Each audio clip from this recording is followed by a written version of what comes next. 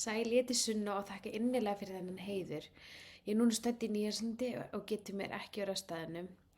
En ég er 30 ára tveggja barna móðir og er hálf nýsílensk og hálf íslensk.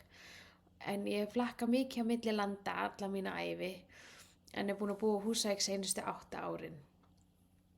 Það var mikið rót að skóla hjá mér og náði þess vegna aldrei að klára stúdentinn en ég var mjög heppin að hitta Guðrúnu og fá stuðningin hennar á þekkinganetinu til þess að hjálpa mér í gegnum raunfærnimat sem leiddi til mjög mikils öryggi og sjálfstraust í námi. Ég endaði að fara í raunfærnimat í leikskólaliða og stuðningsfulltrúan og þar sem ég hefði reynsla á umönnunarstörfum í leikskóla og öldrunarheimili gekk þetta allt mjög vel.